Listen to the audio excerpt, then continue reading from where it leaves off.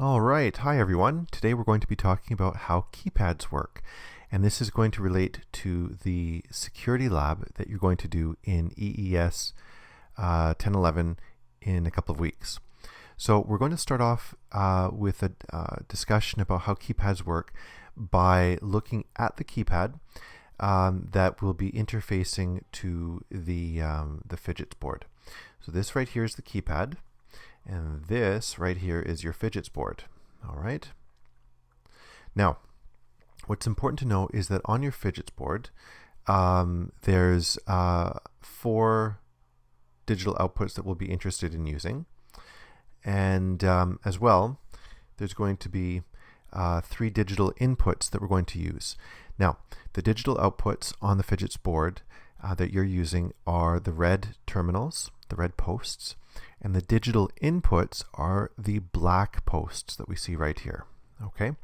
Now, what's important to realize is that the keypad has 1, 2, 3, 4, 5, 6, 7, 8, 9, 10, 11, and 12 different keys on them, arranged in a matrix form of 4 rows and 3 columns. And the rows correspond to each of these digital outputs, like this, and the columns correspond to each of the digital inputs, like that. Okay, and it's important to keep that in mind, is that we've got these 3 digital inputs that are responsible for the columns and 4 digital outputs that are responsible for the rows. And those intersections are going to help us decode what is going on with the keypad. So here's what's going to happen in your software. You're going to have to figure out a way of cycling or looping through each of the rows and each of the columns. So what your software is going to want to do is take a look at the digital output and change the output value from 5 volts to 0 volts of digital output 1, then digital output 2, then digital output 3, then digital output 4. And again, 1, 2, 3, 4, 1, 2, 3, 4, 1, 2, 3, 4. So effectively what's going to be happening here is that you're going to be making a loop like this, a loop. And you can make loops with the for loop strategy, okay? And you'll want to alternate between the first, second, and third, and fourth outputs, all right? So you're going to want to do that. Now, the other thing that's going to happen is that you are going to alternate and loop through the 3 columns. So in addition to looping through those digital outputs, you're going to loop through digital input 1, digital input 2, and digital output or digital input 3. 1, 2, 3. 1, 2, 3. 1, 2, 3. In the end, this means that you're going to have one loop that's responsible for these digital inputs, and you're also going to have one loop, oops, change the color there. You're going to have one loop for the digital inputs, and let me change the color here, there we go, one loop for the digital outputs. So in the end, what happens is that you have a combination of 2 loops. In fact, it's what we refer to as a nested loop. So you're going to set up digital input 1. You're going to listen on digital input 1, and then you're going to say, I want to change digital output 1, 2, 3, 4. Then switch this one to input 2, and then go output 1, 2, 3, 4. Oops. Then input 3, output 1, 2, 3, 4. Let's do that again. So your software is going to want to set digital input 1 and then alternate through digital output 1, 2, 3, 4.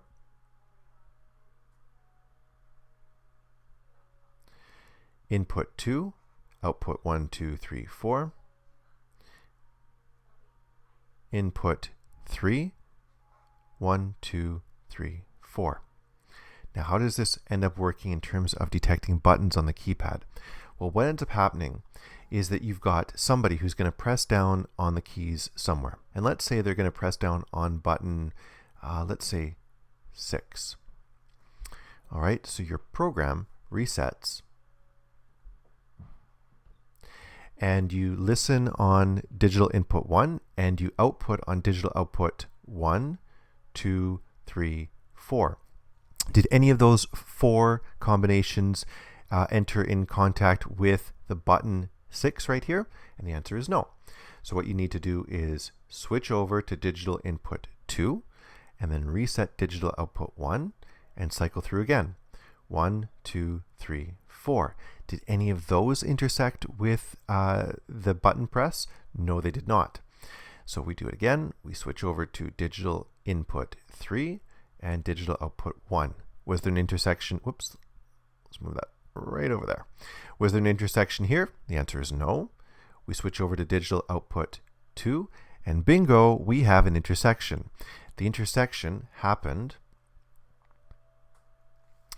at button 6, which happens to be digital output 2 in combination with digital input 3. And so if your program can cycle through like that and can allow digital input 3 to detect the changes in digital output 2, or that intersection right there, then you'll detect the button press of number 6. Okay, just like this. Okay, now here we are once again looking at keypads, but this time it's the Walking Dead edition of the keypad discussion. All right, so the really cool part about the Walking Dead is full of zombies, and didn't you know it that your keypad is full of zombies as well. So here's how that particular example works out. Okay, so we're gonna get rid of this right here. And what's important to realize right here is that what we've got is, once again, the keypad. And the keypad is divided up into rows, like this, and columns, like that. What we're going to do here is we're now going to place our little zombies over here in control of our rows. And we're going to put poor little Rick somewhere over in here. Okay, he's going to be lost among the keys. And Michonne over here is going to be in charge of the columns, and she is going to be helping Rick get out of the keypad matrix in time for him to be safe, so that the zombies don't catch him. Okay, so this is the zombie edition, or the Walking Dead edition of the keypad discussion. So we're going to start this over again here. What we need to do is replicate the keypad. Okay, so we're going to take this keypad, we're going to move it out of the way. I'm going to put the keypad right over there. And I'm going to draw a new version of the keypad. What we're going to do is simplify it a little bit. We're only going to put a couple of the keys on. So let me see. We're going to go like this. Bear with me.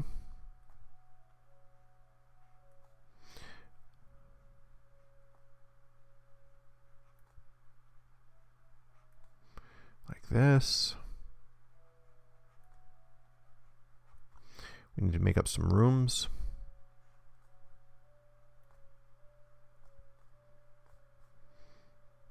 Okay, and we're good like that. Then we need to make some rickety walls or rickety doors like this.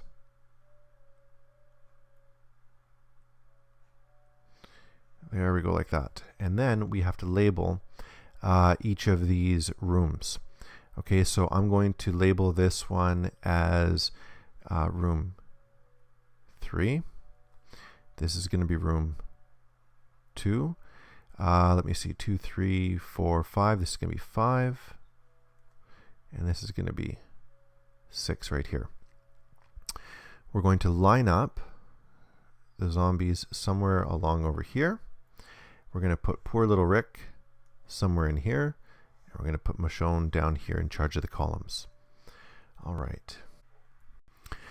So what we're going to do is we're going to have the zombies alternate between rows 1 and 2, 1 and 2, 1 and 2, 1 and 2, right? So they're going to be looping between row 1 and 2, row 1 and 2. And then what we're going to have is Michonne alternate between columns 1 and column 2. Column 1, column 2. She's going to listen on columns 1 and 2. She as well is going to be looping between those two. Okay? So we start off. The zombies are in row 1. We've set them to row 1. We're going to get Michonne over here to say, "Hey, Rick, are you there?" And she's going to say, "Rick, are you there?" And there's no Rick in that column right there. So he doesn't say anything because he doesn't want to warn the zombies as to where he is because they're not close enough. Okay, and she's not there, so he doesn't want to waste her time. That'd be a bad thing. You don't want to waste Michonne's time. Okay, so she then switches over here to column 2, and she's going to call out, "Rick, are you there?" And Rick doesn't want to warn the zombies where he is because they're not close enough yet right now. He doesn't feel in too much danger, so he doesn't say anything. So Michonne doesn't hear anything. The zombies haven't detected anything. So what'll happen is that Michonne's going to switch back to column 1, and the zombies are going to go to row number 2. So they're now at row number 2, and Rick is starting to get nervous. He's like, like this. He's kind of nervous, but he knows that Michonne's not there, so he's not going to say anything yet, but he knows the zombies are right next to him. So Michonne says, "Rick, are you there?" And Rick doesn't respond because he knows that Michonne's not close enough. Michonne is now going to switch over to column 2. She says, "Rick, are you there?" And the zombies are going rah like this. And Rick realizes now is the time to go. So he's going to go. So he breaks down the door right here. So the door is gone like that. The zombies hear that he's leaving. So they're going to break down the door right here like this. They start moving in. He moves out like this. Zombies go through. They're now in room number 6. But they see that both Rick and Michonne are down below, so they continue, they continue towards Michonne. And then what does Michonne do? Well, she kicks their butt. So they end up fighting. Rick's off on the side because he's really scared. Michonne goes and kills them, and they're dead. Over here. Okay? So Michonne wins. Rick is safe. Everything's good. Now, what's important here is to ask yourself, where was Rick? And where did the zombies go through? What room did they have to go through? And the answer was room number 6. And room 6 is the intersection of row 2 and column 2. Another way of thinking of this is these right here are the digital outputs. So digital output 1, and this is going to be digital output 2. And these over here, these columns, are the digital inputs. And this would be digital input, for instance, 1, like this. And then over here, this would be, I'm just going to move Michonne and Rick out of the way here. And this would be digital input 2. So digital input 1 corresponds to column 1. Digital input 2 corresponds to column 2. Digital output 1 corresponds to row 1. And digital output 2 corresponds to row 2. And by knowing the differences between these digital inputs, these digital outputs and these digital inputs, and cycling through them or looping through them using effectively two loops, so one nested inside of the other, you will be able to help Michonne rescue Rick from the zombies. Thank you very much.